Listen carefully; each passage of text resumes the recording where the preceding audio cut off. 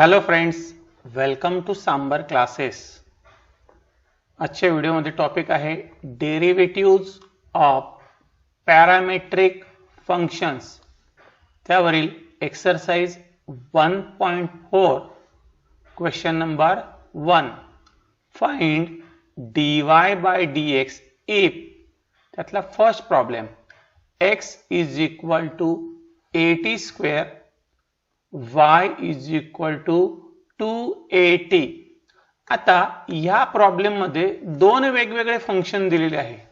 पहिले आहे ते x आणि दुसरे आहे ते y आणि दोघे कसे x is function of t and y is also function of t.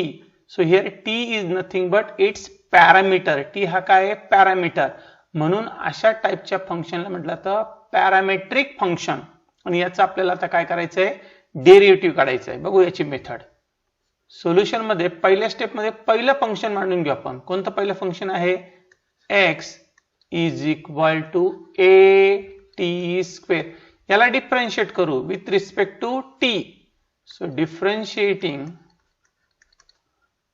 with respect to t, therefore dx upon dt is equal to d by dt of a t square.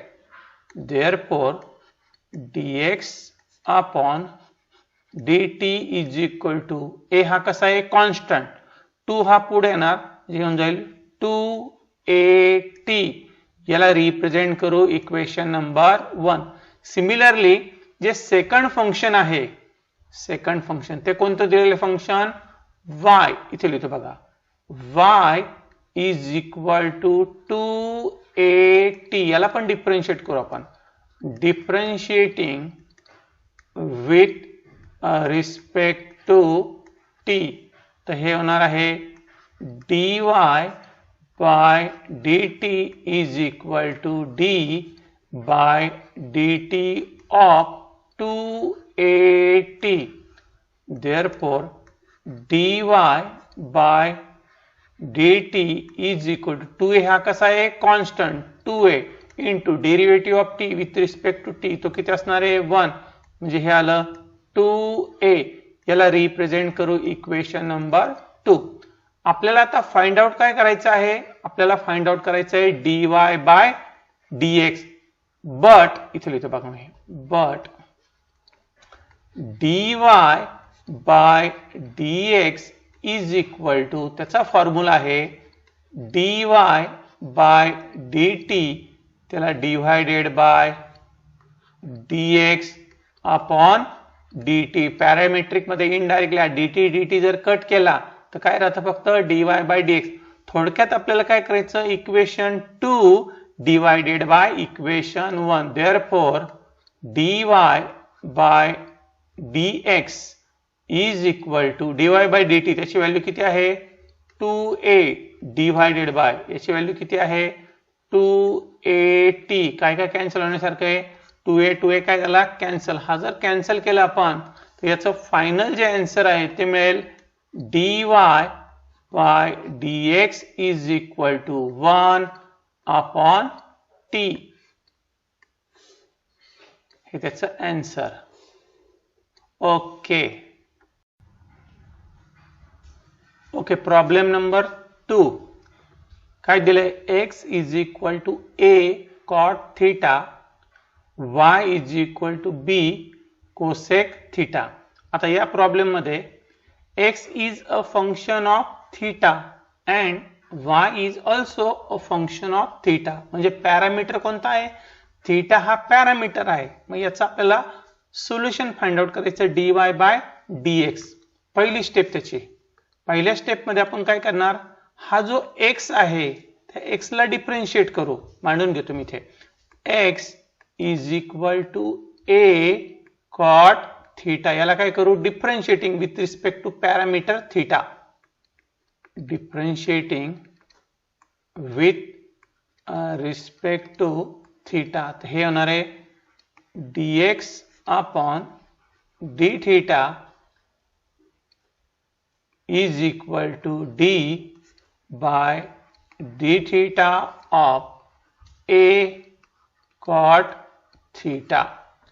Therefore dx upon d theta is equal to a कसा आहे constant cot theta, त्याचा derivative आहे minus cosec square theta. याला represent करू equation number 1. आता यातलं second जे function आहे ते सेकंड फंक्शन घेऊ आपण. कोणतं फंक्शन दिलेलं आहे वायचं. y इथे बघा y is equal to b cosec theta. याला डिफरन्शिएट करू आता आपण. Differentiating with respect to theta.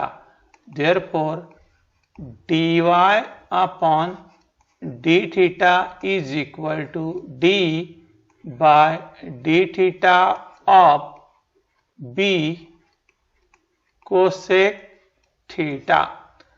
Therefore dy upon d theta is equal to b हा कसा आहे कॉन्स्टंट कोसेक थीटा, त्याचा डेरिव्हेटिव्ह आहे minus cosec theta into cot theta. याला रिप्रेझेंट करू इक्वेशन नंबर 2. पण आपल्याला तर फाइंड आउट करायचं आहे dy बाय dx. इथे लिहितोय but dy by dx is equal to dy by d theta divided by dx upon d theta. थोडक्यात equation 2 divide by equation 1. Therefore dy by dx is equal to काय value त्याची minus b cosec theta into cot theta, त्याला divided by एक नंबरचं equation हे minus sign आउटसाइडला घेतो minus a cosec square theta. आता हे जे कोसेक स्क्वेअर थीटा आहे त्यातला एक एक कोसेक थीटा काय करू आपण कॅन्सल. बघा हा कोसेक थीटा एक सिंगल कोसेक थीटा काय झाला कॅन्सल, मायनस मायनस साइन काय झाली कॅन्सल. तर नेक्स्ट स्टेप मध्ये ते लिहू शकतो आपण. Therefore dy by dx is equal to इथे काय राहिला b आणि हा cot theta b into cot theta लिहिताना आपण लिहू शकतो cos theta divided by sine theta. Cos upon sine म्हणजे काय कॉस थीटा, त्याला डिवाइडेड बाय हा जो कोसेक थीटा तो लिहू शकतो आपण 1 अपॉन साइन थीटा आणि हा जो a तो ऍज इट इज, a हा ऍज इट इज. आता इथे काय कॅन्सल होण्यासारखं आहे, इथे आपण कॅन्सल करू शकतो हा साइन थीटा तो जर कॅन्सल केला तर काय राहतं बरं इथे, तिथे राहणार आहे इज इक्वल टू इथे राहतो b cos theta divided by a. आता फायनल आन्सर लिहून घेऊ आपण. सो फायनल आन्सर आहे therefore dy by dx is equal to जो आपल्याला विचारला होता तो आला b cos theta divided by a.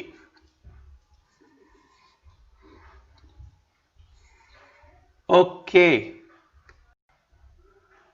त्यातला problem number 3. x is equal to root of a square plus m square, y is equal to log of a square plus m square. यामध्ये काय x is a function of m and y is also a function of m. म्हणजे या problem मध्ये जो parameter तो कोणता आहे m हा पॅरामीटर आहे. ठीक आहे, मग आता यांना डिफरन्शिएट करावं लागेल with respect to parameter m. मी परत एकदा काय करतो हा x लिहून घेतो बाजूला. Solution x is equal to root of a square plus m square. याला काय करू आपण differentiating with respect to m. Therefore dx upon dm is equal to d by dx of root of a square plus m square is equal to, आता याचा derivative काय, 1 upon 2 root of a square plus m square आणि हे परत function आहे म्हणून into d by dm of a square plus m square. a square हा कसा आहे, कॉन्स्टंट, m square चा डेरिव्हेटिव्ह काय 2m, म्हणजे 2m ने याला काय करू, multiply, is equal to 2m divided by root of, हा 2 आहे ना,